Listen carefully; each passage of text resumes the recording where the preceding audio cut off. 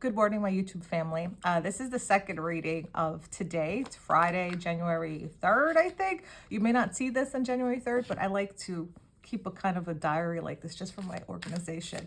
I'm really happy to be on YouTube.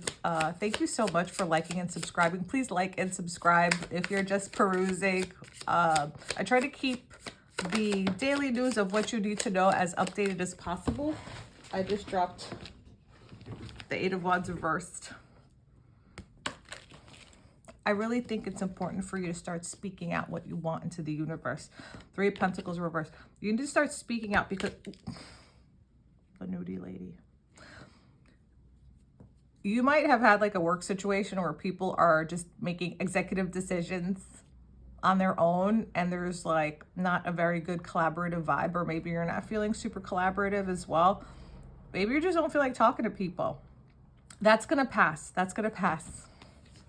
You're absolutely going to get re-inspired, getting a re-inspired idea. Maybe your creativity. I feel like maybe some of what you're doing involves other people as well. Whether you make content or you speak in front of a lot of people, or you have to present things in front of people. I really feel like it's very important to give to yourself. Be kind to yourself. That's very, very important. I really feel like your inspiration is coming back. Let's see what else. It's important to speak out what you want, and don't let whatever difficulties kind of refrain you from staying focused on your goal. Anyways, let's see what else.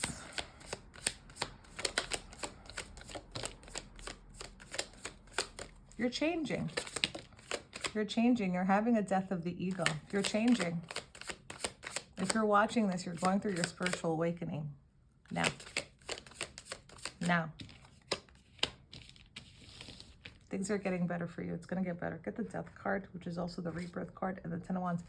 You're finally, have you been listening to me on the other platforms? If you have, you a G, and you're benefiting from this.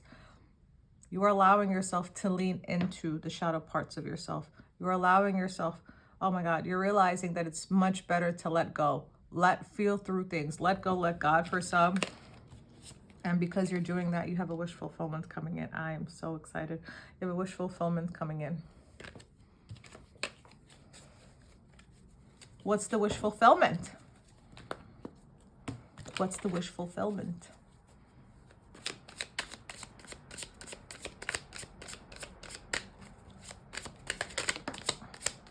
Oh.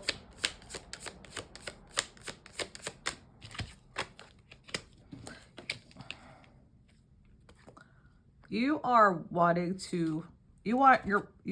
someone to connect to a bigger truth. This is what I'm getting. You are wanting someone to connect to a bigger truth about a situation here. I feel like you are having a hard time connecting to the truth of a situation as well. If you are not connected to your intuition, it's because you're going through this ego death. This is the part where everything around you is dismantling. So it's very hard to let the light creep in. Excuse me, but it's going to absolutely. Things are absolutely going to get better for you. My God. You really are understanding like deeper, more deeply, exactly what's going on in your environment, like everything that's going around you. So maybe you're not able to necessarily predict or feel like, okay, this is going to happen, but it's more of like having a fuller awareness of whatever is going on around you. I'm sorry, I'm having a hard time speaking. It's kind of hard to explain everything that I'm feeling and thinking, but you've been so guarded for so long. And if you are watching this, you are going through the heaviest part of the release, which part of you feels like you just want to hold on still to the beliefs. Like, F it, should I just go back to like my older ways? Because when I was in denial, at least I wasn't feeling this kind of pain. But you know how it is. Like if you live in denial is a river in Egypt. But you develop ailments in other places. You can't close off one door, and not expect the other doors to close. And that's how you get dimension stuff too, by the way. When you don't want to remember, when you don't want to feel, the body's gonna, show up in other ways. That's why we have addictions. Some of y'all have been really focused also on what you've attracted in the past in terms of masculines. If you're the feminine, you're starting to value yourself quite a bit now, and you've realized that you haven't attracted masculines that have been able to be open up and be vulnerable with you before. The formula of everything that you're doing really is bringing that 10 of Cups. So you're gaining insight more into situations and what is happening around you, and you're going to focus on your happiness and what is going to make you truly happy for your life, for your future, forever. Forever. This is like a very empowering message. Mother issues are going to be coming up a lot. Mother-based wounds, just wounds with the feminine in general. Seeing how like a lot of your belief systems have attributed to the lack of happiness, or why you stayed in a specific cycle, why things weren't working for you in the way that they needed to. Learning how to work smarter, not harder. A lot of you, it's been hard for you to focus on work and like make more money is what I'm getting because of these emotions. I say things and then the card comes up. It's like amazing, amazing. I'm going ahead of the cards. I've reached this level of my development. You're so close to a brand new financial opportunity. It's like every time I'm shuffling, it keeps peeking out, but it doesn't want to fall out, the Ace of Pentacles. And that just shows me you just got to go through this. I guess something about 11, so like 11 days from now, or the 11th of January. 111 means something. Was that like a portal? The Judgment, forgiving yourself. Yes. This is like being open. This is the second time. Get out of here. This is the second time I got the King of Cups. If you're the masculine watching this, if you're the masculine, because I read for both, and I really feel like throughout the reading, there's like messages for both. I'm figuring out how to navigate this. I do this publicly because that's my choice, and because I feel like I just want to connect with you guys on more of that human level. Like it's cool to be like put on a pedestal and stuff like that, but I'm not a guru. I just feel like by documenting my journey as well and how my gifts are developing, and you know how I fall back and go forward, is really important to just to help you as well to know that you're not crazy. If you're the masculine watching this, this is your message that you are realizing that it's important to start revealing more of your sensitivity and vulnerability. This is your time. I think you are going through a spiritual awakening, and you are realizing that you must be vulnerable in order to have that full reciprocity. And I think you're also discovering, if you have not discovered, just needed my message to discover, that's fine, that vulnerability is a gift. Expressing vulnerability is a gift. Telling someone, you know, where you're at emotionally, how difficult things have been for you, not being chastised for opening up. It's a risk, but it's worth it. I'm also getting there's something about forgiveness of self too. The Judgment here, it's like forgiving yourself. It's like, you know, it's like karma knocks on your door, like knock knock. It's like, what's going on? You know, have you been connecting with yourself? What's going on? And you're just like, I want to be happy in my life. And in order for you to be happy, you're going to, if you want this long term, happily ever after, and you're the masculine watching this, you have to allow yourself to be more vulnerable. Allow yourself to express that vulnerability.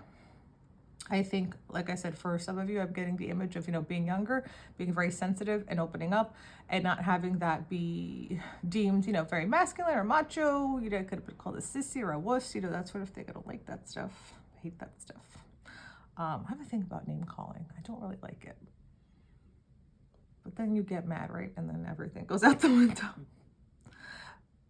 That's why I feel like when it comes to like astrology too, one day I want to like talk about that further. I feel like a lot of the times we stay very confined within what we're talking about astrologically, but I really feel like when you work on yourself and you develop,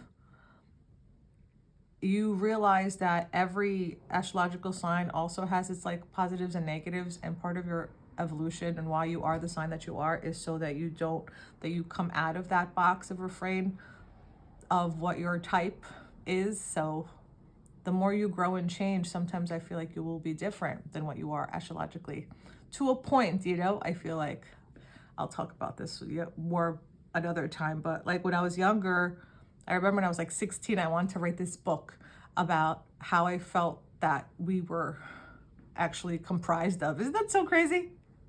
And I used to feel like we were broken in thirds. So it's like 1/3 of us is whatever we were born on our sun side, obviously in our chart. The other third, 33.333, is whatever your parents are too, because you have those attributes as well. So if they are specific signs, you're going to have attributes of that sign as well. And then the other third is actually your true personality that is ordained by God, that is given to you, that is unique to you, and the other half of your soul. That's why soulmates have the same emotional signature. A lot of people say like, oh, soulmates look alike, but that's not always the case. That could be like 50-50, because I think it's about, again, soulmates recognizing each other is a very specific thing to the soulmates. And if you're a person that's really like very, very sensitive and you really focus on the internal, and I feel like it would be more likely that your soulmate would be someone that you always vibe with in that deeper emotional way. It's like you have the same emotional signature. That's the only way that I can express it. But I wanted to write a book about that when I was like 16. I'm like, people need to know. And then life happened. But I still sort of feel like that, actually, now that I'm thinking about it. But anyways, I'll just see one more, because I went off on a tangent. But anyway, it's Friday.